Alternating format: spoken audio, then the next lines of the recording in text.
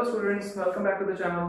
और अभी तक हमने प्रिपरेशन ऑफ कॉलॉइड्स और प्यूरिफिकेशन ऑफ कॉलॉइड्स किया है। ठीक है, प्रिपरेशन डायरेक्ट मेथड और जो केमिकल मेथड हमने पढ़ा बड़ा इंपॉर्टेंट है। ठीक है, आज भी केमिकल मेथड से हम थोड़ा सा कुछ पार्ट निकाल के उसको थोड़ा सा और प्रोसेस करेंगे आगे क्या है उसमें। ठीक है, और जो हमने पढ़ा था प्यूरिफिकेशन में वो था डायलिसिस, बहुत इंपॉर्टेंट पढ़ा है। तो अब स्टार्ट करने जा रहे हैं प्रॉपर्टीज के बारे में। ठीक है, तो जनरली जो प्रॉपर्टीज है वो डिस्कस करते हैं सबसे पहले फिजिकल प्रॉपर्टी के साथ। Physical properties of colloids. Colloids की फिजिकल प्रॉपर्टीज कौन कौन सी है? देखो जनरली जो हमने उस दिन जब हमने डिफरेंसेस किए थे ट्रू सॉल्यूशन में, कॉलॉइडल सॉल्यूशंस में और सस्पेंशन में, तो जो डिफरेंसेस थे, तो जो कॉलॉइडल का पार्ट था हमने पढ़ा था वो सारा का सारा किसमें कवर होगा? फिजिकल प्रॉपर्टी में। जनरली हम देखें सबसे पहली बात तो ये हेटेरोजेनियस होते हैं। इसको डिस्कस नहीं करेंगे हम यहाँ पे क्योंकि कवर कर चुके हैं इसको। हेटेरोजेनियस नेचर होते हैं इनका। ठीक है, दूसरी बात ये जो है इनका जो ये हम कह सकते हैं फिल्टर पेपर से ये पास हो जाते हैं लेकिन एसपीएम से पास ये नहीं होते। ये चीजें हम पढ़ चुके हैं। ठीक है, ये चीजें पढ़ चुके हैं। और उसके बाद हम थर्ड पॉइंट इसकी क्या कवर करके आए हैं कि ये ऑप्टिकल प्रॉपर्टी शो करते हैं। कौन सी प्रॉपर्टी शो करते हैं? Optical property. अब जो ऑप्टिकल प्रॉपर्टी है उसको थोड़ा डिस्कस करते हैं। ऑप्टिकल प्रॉपर्टी क्या चीज है कि अगर हम बात करें कि कॉलॉइडल सॉल्यूशंस की, सपोज कि मैं बात कर रहा हूं यहाँ पे हमने मिल्क लिया हुआ है।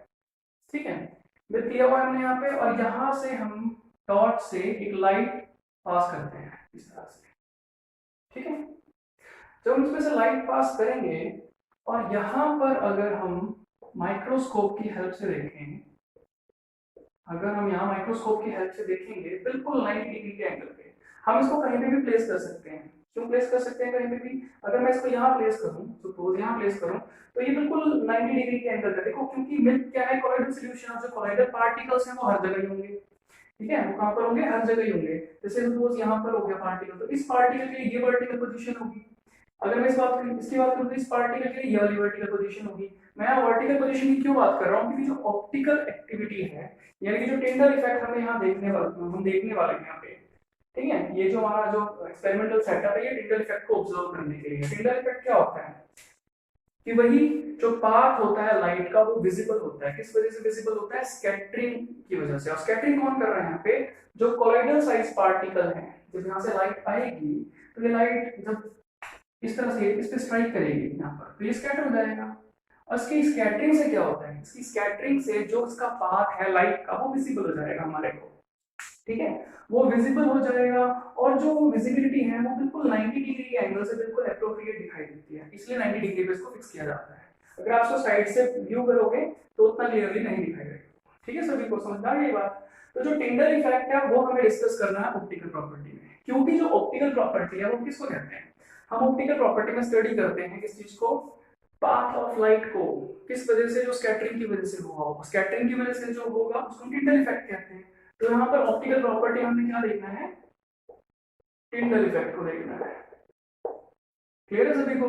चलो, तो ये टिंडल इफेक्ट हो जाएगा हमारा। उसके बाद जो फोर्थ पॉइंट आता है हमारा, ठीक है, ऑप्टिकल प्रॉपर्टी के बाद, वो है मैकेनिकल प्रॉपर्टी। मैकेनिकल प्रॉपर्टी क्या है? अब मैकेनिकल प्रॉपर्टी में हमने देखा है जो साइज है, कॉलॉइडल साइज पार्टिकल है, यानी कि वो यानी कि 1 नैनोमीटर से लेकर के 200 नैनोमीटर तक की रेंज के लिए। ठीक है, तो उनमें वो इतने हैवी तो होते ही हैं कि वो खुद को एक मोशन के थ्रू, यानी कि जब वो मोशन कर रहे हैं डिस्पर्जन मीडियम के अंदर, तो जो पार्टिकल्स हैं वो एक दूसरे के साथ स्ट्राइक करते हुए उनके बीच में काइनेटिक एनर्जी इस तरह से बनी रहती है कि वो अपने आप को लिफ्ट करके रखते हैं, यानी कि स्टेबिलिटी रहती है पूरे सॉल्यूशन के अंदर। ठीक है, ये हम डिस्कस कर चुके हैं फर्स्ट वीडियो में। ठीक है, कॉलॉइडल सॉल्यूशन में जब हमने फर्स्ट पार्ट कवर किया था उसमें कवर कर चुके हैं। तो मैकेनिकल प्रॉपर्टी वहां पर हो जाता है हमारा। ठीक है, इसमें हमने ब्राउनियन मोशन को मतलब कि डिस्कस किया था। ब्राउनियन मोशन, ब्राउनियन मोशन क्या होता है? ब्राउनियन मोशन वही है कि कॉलॉइडल साइज पार्टिकल एक दूसरे के साथ कोलाइड करते हुए एक मोशन बनाते हैं, एक जिगजैग पाथ को फॉलो करते हैं। उस जिगजैग पाथ को ब्राउनियन मोशन कहा जाता है। इसका रीजन क्या है? इसका रीजन यही है, लाइट साइज या आइडियल साइज में कहूं, बेटर वर्ड होगा आइडियल साइज। अगर आइडियल साइज की होने की वजह से वो एक दूसरे के साथ स्ट्राइक करते हुए काइनेटिक एनर्जी को कंजर्व करके रखते हैं। काइनेटिक एनर्जी लॉस नहीं होती, जैसा सस्पेंशन में था कि बड़े बड़े साइज के पार्टिकल काइनेटिक एनर्जी को लॉस करके आराम से नीचे सेटल डाउन हो जाते हैं, ऐसा इनमें नहीं होने वाला। ठीक है, तो आइडियल साइज की वजह से ऐसा होता है, ठीक है, और वो एक दूसरे की तरह स्ट्राइक करते हुए जिगजैग मोशन को बनाए रखते हैं। कब तक बनाए रखते हैं? बहुत लंबे टाइम तक बनाए रखते हैं, ठीक है। इसी से स्टेबिलिटी आती है इसके अंदर। स्टेबिलिटी एक और पॉइंट की वजह से भी आती है, वो हम नेक्स्ट पढ़ेंगे आगे कुछ पॉइंट्स में, इलेक्ट्रिकल प्रॉपर्टी में, ठीक है। तो ब्राउनी मोशन क्लियर है सभी को। इसका इंपॉर्टेंस यही है कि जो हम इससे एक तो स्टेबिलिटी बनाए रखते हैं, स्टेबिलिटी बनी रहती है मतलब कि कोलाइडल सॉल्यूशन की, और दूसरा इससे एवोगैड्रोस नंबर को हम फाइंड आउट कर सकते हैं। क्लियर है सभी को? तो ब्राउनी मोशन होता है हमारा कवर, जो हम कवर कर चुके हैं सारा का सारा अभी तक, ठीक है। पॉइंट नंबर 5 जो है ये नोट करना है आप सभी को, कोलिगेटिव प्रॉपर्टी। अभी थोड़ा ध्यान से समझना। कोलिगेटिव प्रॉपर्टी वही जो हम सॉल्यूशन में पढ़ के आए हैं, elevation in boiling point, depression in freezing point, osmotic pressure और relative lowering of vapour pressure, वो सभी सॉल्यूशन में प्रेजेंट सॉल्यूट के नंबर पर डिपेंड करते हैं। उसी तरह से वो सभी प्रॉपर्टी किस पे डिपेंड करेंगे? सॉल्यूट पे। यहाँ पर कोलिगेटिव प्रॉपर्टी जो है हमारी इन सॉल्यूशन में, जो कोलॉइड्स हम पढ़ रहे हैं, कोलॉइड्स में इनका क्या है? कोलॉइड्स में हम कहेंगे डिस्पर्स्ड फेज पार्टिकल होते हैं। तो जो number of dispersed phase particle होगा उन्हीं के ऊपर कोलिगेटिव, उन्हीं को हम क्या कहेंगे? Colligative property. यानी कि जो प्रॉपर्टीज, यानी कि वही चारों जो अभी मैंने नाम दिए, वही चारों प्रॉपर्टी किस पे डिपेंड करती हैं? Number of dispersed phase particles पर, ठीक है। तो उसको हम क्या कहते हैं? Colligative property. दोनों में डिफरेंस है। किन दोनों में डिफरेंस की बात कर रहा हूं यहाँ पे, ध्यान से सुनना। जो ट्रू सॉल्यूशंस हैं जो हम पढ़ के आए अभी, जो ट्रू सॉल्यूशन और जो कोलिगेटिव सॉल्यूशन है, वो दोनों ही सॉल्यूशन कोलिगेटिव प्रॉपर्टी शो करते हैं, लेकिन किस एक्सटेंट तक वो देखते हैं। यहाँ पर ध्यान से देखो, मेरे पास ये दो मैं कंटेनर ले रहा हूँ इक्वल साइज के, ठीक है, ए और बी कंटेनर। क्लियर है सभी को? ए कंटेनर जो है वो सॉल्यूशन मैंने यहाँ मार्क कर लिया, सेम साइज के, तो इक्वल अमाउंट ही मैंने फिलअप किया हुआ है। इसके अंदर जो है ट्रू सॉल्यूशन ले रहा हूँ मैं, ठीक है, और इसके अंदर ले रहा हूँ मैं कोलिगेटिव सॉल्यूशन या कोलिगेटिव सोल कह सकते हो, ठीक है। क्लियर है सभी को? अब मैं बात करूं ट्रू सॉल्यूशन और कोलिगेटिव सॉल्यूशन की, ए और बी कंपार्टमेंट में जो मैंने ले रखे हैं, इक्वल होने की वजह से क्या होगा? नंबर ऑफ सॉल्यूट पार्टिकल जो है, आप सभी को पता है ट्रू सॉल्यूशन में जो सॉल्यूट पार्टिकल उनका साइज 1 नैनोमीटर से कम होता है, समझ रहे हो? और कोलिगेटिव सॉल्यूशन में वो 1 नैनोमीटर से लेकर के 200 नैनोमीटर तक जाएगा। ये क्लियर है सभी को? तो एक बात सोचनी है यहाँ पे कि जितना मैंने अमाउंट लिया हुआ है दोनों का, सेम अमाउंट में जो नंबर ऑफ पार्टिकल्स होंगे, नंबर ऑफ पार्टिकल्स किस में ज्यादा होंगे? Obviously number of particle true solution में ज्यादा होंगे, क्योंकि इनके पार्टिकल का साइज बहुत छोटा है, और छोटा साइज होने की वजह से कम जगह में वो ज्यादा से ज्यादा आ सकते हैं, ठीक है। यहाँ पर जगह जितनी भी है, यानी कि कंपैरिजन कर रहा हूँ तो इसलिए मैंने सेम लिया हुआ है। यहाँ पर जो भी सॉल्वेंट का अमाउंट है, उस सॉल्वेंट के अकॉर्डिंग जितना भी नंबर है सॉल्यूट पार्टिकल का, उसके कंपेयर में वो कम होंगे, क्योंकि उनका साइज ज्यादा है। समझ रहे हो? क्लियर है सभी को? इसको इस तरह से ले सकते हैं ना, सपोज मैं यहाँ पर ब्रिक्स बिछा रहा हूँ, एक मतलब ये इस तरह से ले सकता हूँ मैं, ये मेरे पास दो एरियाज हैं, ए और बी, ठीक है। यहाँ पर मैं क्या रखता हूँ? मैं ईंटें बिछा रहा हूँ, मान लो 50 ब्रिक्स इसमें आ जाते हैं, ठीक है। और यहाँ पर जो है मैं छोटे छोटे स्टोन्स होते हैं जो उनको बिछा रहा हूँ, तो काफी सारे नंबर में आ जाएंगे। वही तो है यहाँ पर भी, सॉल्यूट में पार्टिकल साइज बहुत कम होता है तो कम आएंगे, इसमें बहुत, सॉरी इसमें ज्यादा आएंगे, इसमें बहुत कम आएंगे। और अब एक चीज देखो, कोलिगेटिव प्रॉपर्टी किस पे डिपेंड करती है? नंबर पे।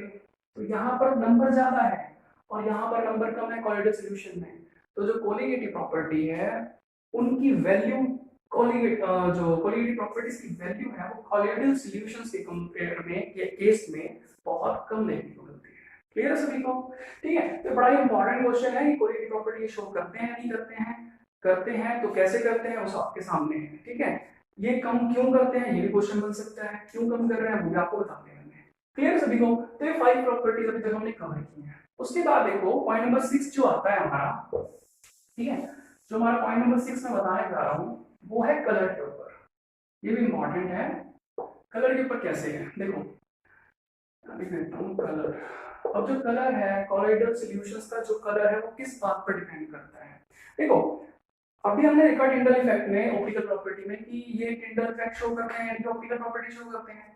तो जब लाइट पास करती है किसी कोलिगेटिव सॉल्यूशन में से, तो जो पार्टिकल होगा उस पे स्कैटरिंग की वजह से एक वेवलेंथ, पर्टिकुलर वेवलेंथ, देखो डिपेंड करेगा इस पे साइज पे, क्योंकि इनका रेंज होता है 1 नैनोमीटर से 200 नैनोमीटर। सपोज करो कि 1 नैनोमीटर है तो उस पे स्कैटरिंग अलग आएगी, 2 नैनोमीटर के साइज पे स्कैटरिंग अलग आएगी, ऐसे ही मान लो कि 150 नैनोमीटर इस साइज का कोई पार्टिकल है तो उस पे स्कैटरिंग अलग आएगी, ठीक है। तो यहाँ पर एक वेराइटी ऑफ स्कैटरिंग है, क्लियर है सभी को।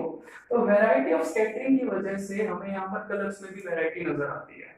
इसका एक बड़ा सिंपल सा एग्जांपल है, आपने बहुत जगह पढ़ा भी होगा उसको, कि अगर मैं बात करूं अल्ट्रा फाइन गोल्ड सोल की, यानी कि हमने ब्रैडिक्स आर्क मेथड में गोल्ड सोल बनाया था, और अगर मैं गोल्ड सोल के मतलब गोल्ड का जो कोलिडी सॉल्यूशन है उसके अंदर जो गोल्ड पार्टिकल, अगर मैं अल्ट्रा फाइन की बात करूं बहुत छोटे पार्टिकल्स की, तो गोल्ड सोल का कलर हमें दिखाई देता है रेड। जैसे जैसे साइज बढ़ता जाएगा वैसे वैसे उसका कलर चेंज होता जाएगा, थोड़े बड़े साइज में पर्पल, और बड़े साइज में ब्लू, और फिर फाइनली जो बहुत बड़े साइज आते हैं उसमें गोल्डन कलर में दिखाई देता है, ठीक है। क्लियर है सभी को। तो जो कलर है वो डिपेंड करेगा किस पे, स्कैटरिंग पे और फिर साइज पे। स्कैटरिंग की वजह से तो कलर आ रहा है और साइज की वजह से वो वैरायटी में नजर आ रही है। क्लियर है सभी को। तो ये कुछ 6 प्रॉपर्टीज हमने यहाँ पर भी डिस्कस की है जो कि बड़ी इंपॉर्टेंट है, ठीक है, जिसमें से कि आप ये सब पढ़ के ही आए हुए थे। तो नंबर 5 और नंबर 6 को नोट कर करंट जो हम कर रहे हैं, ठीक है। अब जो है हम पढ़ेंगे यहाँ पर इलेक्ट्रिकल प्रॉपर्टी। नेक्स्ट प्रॉपर्टी है इलेक्ट्रिकल प्रॉपर्टी, ठीक है। इलेक्ट्रिकल प्रॉपर्टी बड़ी इंपॉर्टेंट है, ध्यान देना इस पे, कई क्वेश्चन बनते हैं इसमें से। तो इलेक्ट्रिकल प्रॉपर्टी में से सबसे पहले बात करते हैं चार्ज के बारे में, क्योंकि देखो इलेक्ट्रिकल वर्ड है चार्ज की तो बात होगी। अब यहाँ पर ये बात समझ लो कि जो कॉइडल सॉल्यूशंस हैं उसका मैंने बताया कि दो पार्ट होते हैं, दो फेज होते हैं उसमें, डिस्पर्जन फेज और डिस्पर्जन मीडियम फेज। तो जो डीपी और डीएम है उन पर हमेशा ही अपोजिट चार्ज होता है, ठीक है।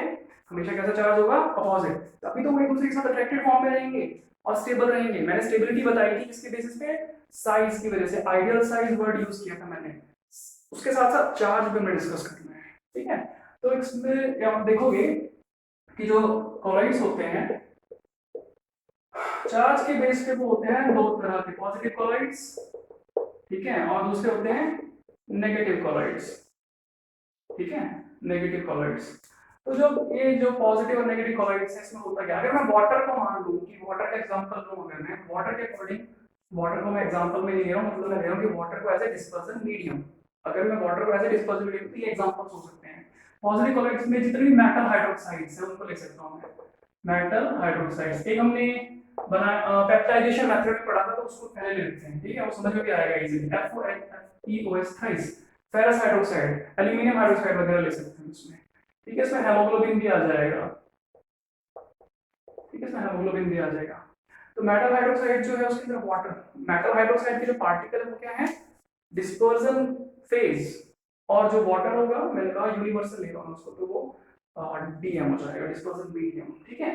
तो ये पॉजिटिव है तो वाटर यहाँ पर क्या होगा, नेगेटिव, समझ में आई बात। इस तरह से नेगेटिव कॉलॉइड्स जो हैं, ठीक है, जो नेगेटिव कॉलॉइड्स इसमें मेटल सोल ले लेते हैं, जैसे कि गोल्ड ले लिया हमने, गोल्ड सोल हो गया, ठीक है, कॉपर सोल हो गया, इस तरह से ये ब्रैडीवाल मेथड हमने बनाया था। तो क्लियर है पॉजिटिव नेगेटिव कॉलॉइड्स कैसे होते हैं, ये एग्जांपल या फिर एक बार एग्जांपल पूछ लेते हैं। दूसरी बात, गोल्ड सोल में मैंने यहाँ पे नेगेटिव कॉलॉइड लिया और अभी मैंने यूनिवर्सल लिया था डिस्पर्जन मीडियम वाटर को, तो वाटर यहाँ पे कैसा चार्ज हो जाएगा, पॉजिटिव। तो इनके अपोजिट चार्ज की वजह से इनमें स्टेबिलिटी रहती है, ठीक है। दूसरी बात आती है ओरिजिन ऑफ चार्ज, ध्यान से सुनेंगे, ओरिजिन ऑफ चार्ज, ये चार्ज इन पे आया कैसे, ये चार्ज इन पे आया कैसे, इसको हम डिस्कस करेंगे थ्योरी से, प्रेफरेंशियल थ्योरी इसको बोलते हैं, ठीक है। प्रेफरेंशियल प्रेफरेंशियल एड्सॉर्प्शन थ्योरी इसको हम कहते हैं, वही एड्सॉर्प्शन थ्योरी, ठीक है। तो प्रेफरेंशियल एड्सॉर्प्शन थ्योरी का क्या मतलब है, अब मैं इसको थोड़ा रिलेट करूंगा केमिकल मेथड से। अब जैसे देखो चार्ज का क्या है कि सिल्वर आयोडाइड है जैसे मेरे पास, ठीक है, इसको अगर मैं पोटेशियम आयोडाइड के साथ, अगर मैं इसको पोटेशियम आयोडाइड के साथ रिएक्ट करवाता हूं तो होगा क्या कि जो सिल्वर आयोडाइड है वो क्या करने वाला है, इस तरह से ब्रेक होगा, पॉजिटिव और नेगेटिव, ठीक है। अब ये ऑलरेडी सिल्वर आयोडाइड है, आपको पता है कि ये रिएक्टिव है या अपोजिट रिएक्शन तो होगी, सेम ही प्रोडक्ट आएगा वहां तो, ठीक है। तो इसमें कोई इस तरह की केमिकल रिएक्शन ना होकर क्या होगा, एड्सॉर्प्शन होता है यहाँ पे। कैसे होगा एड्सॉर्प्शन, यहाँ पर होगा सिल्वर आयोडाइड जो है अपने सरफेस पर आयोडीन को जो है अट्रैक्ट कर लेता है। अब इसने आयोडीन को अपने सरफेस पे लिया तो इस पे कैसा चार्ज हुआ था, कैसा चार्ज हुआ इस पे, नेगेटिव, तो इसको हम बोलेंगे नेगेटिव सोल। ये क्या बन गया, नेगेटिव सोल बन जाएगा, और इसके साथ में क्या रहेगा यहाँ पर, पोटेशियम पॉजिटिव, इसको बैलेंस करेगा। ये भी तो कहीं होगा इसके अराउंड रहेगा, ठीक है। इसको हम बोलते हैं प्रेफरेंशियल एब्जॉर्प्शन थ्योरी। कैसे कहा इसको प्रेफरेंशियल एब्जॉर्प्शन थ्योरी? कि सिल्वर आयोडीन जो है, जो सिल्वर आयोडाइड है, इसके सरफेस पे आयोडीन अट्रैक्ट हो जाएगा, ठीक है। डिपेंड करता है कि आप इसको रिएक्ट किसके साथ करवा रहे हो। सेम एग्जांपल अगर मैं लूं सिल्वर आयोडाइड का पोटेशियम नाइट्रेट के साथ, ठीक है, तो इसको इस तरह से लिया जाएगा, इस तरह से, सॉरी सिल्वर नाइट्रेट के साथ। अगर इसको सिल्वर नाइट्रेट के साथ लेता हूँ, तो सिल्वर नाइट्रेट के साथ अगर हम इसको लेंगे तो क्या होगा, यहाँ पर जो सिल्वर है, सिल्वर आयोडाइड, इसके सरफेस पे सिल्वर के पार्टिकल अट्रैक्ट होंगे। किसके पार्टिकल अट्रैक्ट होंगे? सिल्वर के। तो ये बन जाएगा कैसे? Positive colour. थोड़ा ध्यान से समझना इसको, ठीक है। उसके बाद जो है यहाँ पे साथ में क्या आ जाएगा, नाइट्रेट के पार्टिकल्स रह जाएंगे। क्लियर हो सभी को ये?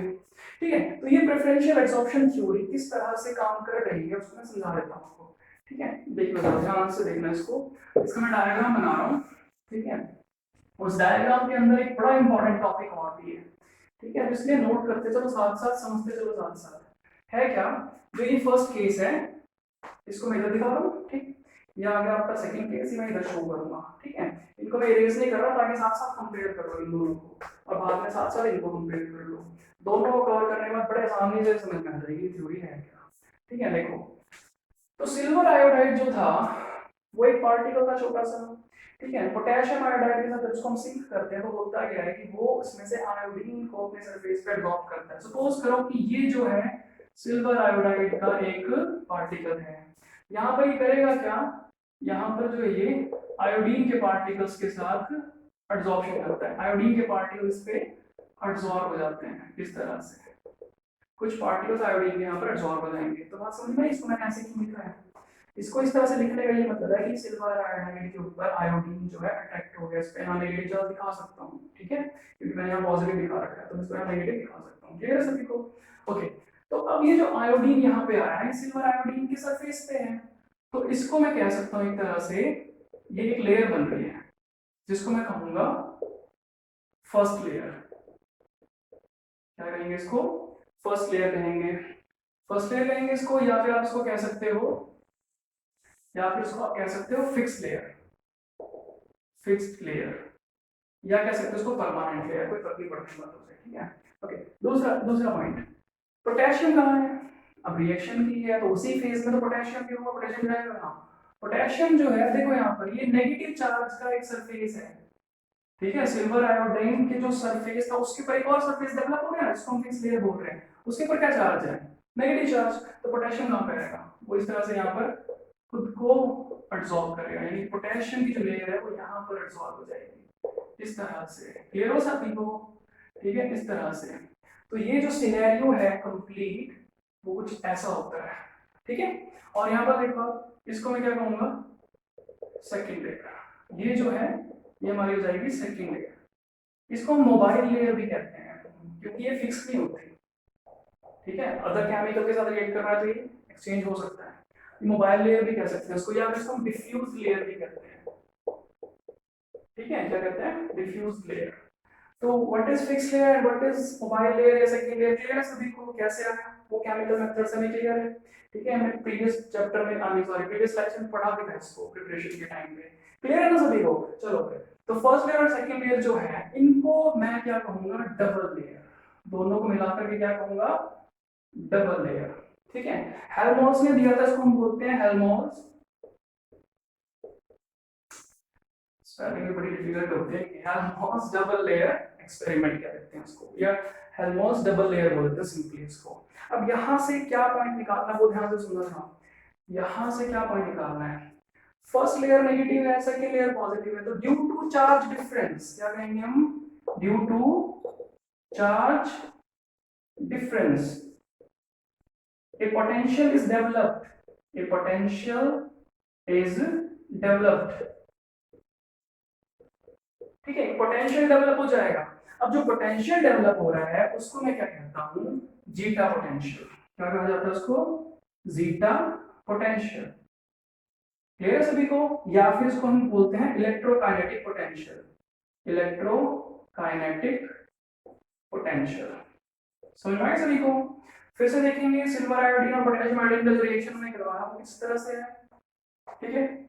अब एक्चुअल जो सिनेरियो है वो इस तरह से आ रहा है, पोटेशियम सिल्वर आयोडाइड के ऊपर आयोडीन, फिर पोटेशियम के 2 लेयर, क्लियर है सभी को ये, ठीक है। सेकंड वाला होपफुली आप सभी अपने आप कर लोगे यहाँ पे, ठीक है। बना देता हूँ यहाँ पे कैसे होगा ये, AgI का सरफेस, यहाँ पे जो है पॉजिटिव लेयर आ जाएंगी किसकी, सिल्वर की, और पॉजिटिव लेयर पे सिल्वर की आ रही है, इसकी वजह से इसको क्या कहूंगा, सिल्वर आयोडीन को, ये एक पॉजिटिव कॉलॉइड है, वहां पर वो कैसा था, नेगेटिव कॉलॉइड। तो डिपेंड करता है कंडीशन में, कंडीशन मतलब कि किसके साथ लेके जाना है उसको, ठीक है।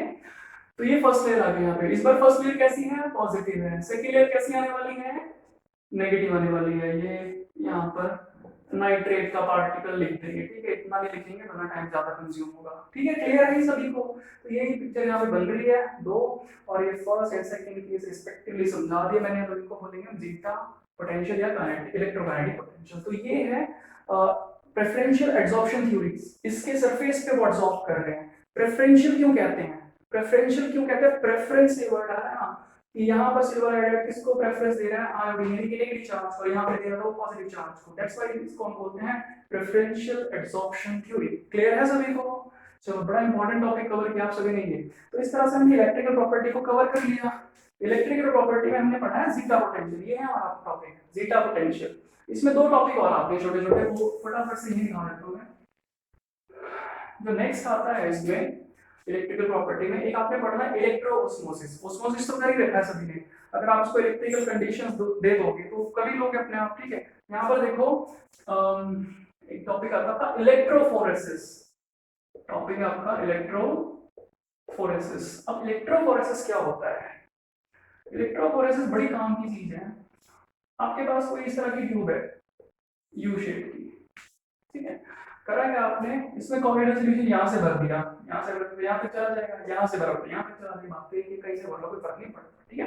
ओके, तो आपने ये कॉरिडोर सोल्यूशन भर दिया, यहाँ पर आपने इलेक्ट्रोड और यहाँ पर आप दूसरा इलेक्ट्रोड डिप करते हो, ठीक है, वही बैटरी के साथ जोड़ दिया वगैरह वगैरह, आपको पता ही है, ठीक है। बैटरी के साथ उसको जोड़ दिया और आपने कॉरिडोर सोल्यूशन के अंदर इलेक्ट्रोड्स को डिप किया हुआ है। अब होने क्या वाला है यहाँ पर आप सभी को पता है कॉरिडोर पार्टिकल्स हैं, ठीक है, कॉलोइडल पार्टिकल्स हैं। और मैं आप सबको समझा चुका हूं कि डिस्पर्स फेज और डिस्पर्सल मीडियम दोनों में अलग-अलग चार्ज होता है। तो जैसे ही मैं यहाँ करंट पास करूंगा, सपोज करो कि इन पे पॉजिटिव चार्ज है, सपोज करने के लिए कह रहा हूं मैं, पॉजिटिव चार्ज है और मान लो ये नेगेटिव टर्मिनल है, तो जैसे ही करंट पास करूंगा तो ये सारे के सारे पार्टिकल्स इस फेज पर यहाँ डिपॉजिट हो जाएंगे। क्या हो जाएंगे, यहाँ पर डिपॉजिट हो जाएंगे। और ये जो मूवमेंट होगा कॉलोइडल पार्टिकल्स का, जो होगा मूवमेंट कॉलोइडल पार्टिकल्स का इलेक्ट्रिकल करंट के अप्लाई करने की वजह से, इसी को इलेक्ट्रोफोरेसिस कहा जाता है, ठीक है। तो क्या होगा, the movement of colloidal particles under influence of current, ठीक है, इसको हम क्या कहते हैं, इलेक्ट्रोफोरेसिस। अब जो पार्टिकल्स हैं वो एक जगह जमा हो रहे हैं, कोलोइडल पार्टिकल्स एक जगह जमा हो रहे हैं, यानी कोएगुलेट कर रहे हैं। तो प्रोसेस जो है इकट्ठा होने वाली प्रोसेस को मैं कह सकता हूं कोएगुलेशन, ठीक है। ये हम नेक्स्ट पढ़ेंगे, बड़ा इंपॉर्टेंट है कोएगुलेशन, ठीक है। तो फिलहाल इसको यहीं तक। अच्छा, मूवमेंट जो है किसका हो रहा है, कोलोइडल पार्टिकल का। कोलोइडल साइज जो सॉरी कोलोइडल पार्टिकल उन पे क्या चार्ज बताया मैंने, अज्यूम किया पॉजिटिव। तो जो फिलहाल पॉजिटिव चार्ज के कोलोइडल साइज पार्टिकल है, जो उनका मूवमेंट है, उनको मैं बोलूंगा कैटाफोरेसिस, क्योंकि कैटायन है ये। अगर मैं कहता कि ये नेगेटिव चार्ज है तो उधर जाते हैं वो, उसको बोलते हैं एनाफोरेसिस। मतलब है कुछ नहीं कि कैटाफोरेसिस एनाफोरेसिस, मतलब है तो इलेक्ट्रोफोरेसिस ही। मोर प्रिसाइजली अगर मैं बात करूं कि पॉजिटिव मैं कहूं कि कैटाफोरेसिस है, तो पता चलेगा कि कैटायन का मूवमेंट हो रहा है। मैं बोलूं कि एनाफोरेसिस मतलब कि पता चलेगा कि अनायंस का मूवमेंट हो रहा है। अगर मैं बोलता हूं इलेक्ट्रोफोरेसिस तो मुझे सिर्फ इतना ही पता चलेगा कि कॉलोइडल पार्टिकल्स का मूवमेंट हो रहा है, ठीक है, बात वही है, कवर हो जाएगा ये टॉपिक। तो इलेक्ट्रिकल प्रॉपर्टी में जो प्रेफरेंशियल एड्सॉर्प्शन थ्योरी के बेसिस पे आपने जीटा पोटेंशियल को समझा है, हेल्महोल्ट्ज डबल लेयर क्या होती है, first layer second layer, diffusion जो इन दोनों लेयर के बीच में जो डेवलप हो रहा है पोटेंशियल, उसको हम बोलते हैं जीटा पोटेंशियल। और हमने यहाँ इलेक्ट्रोफोरेसिस के में 2 टर्म्स पढ़ी, कैटा और एनाफोरेसिस, तो कवर हो जाएंगे सभी, ठीक है। तो इतना कवर करना है फिलहाल के लिए।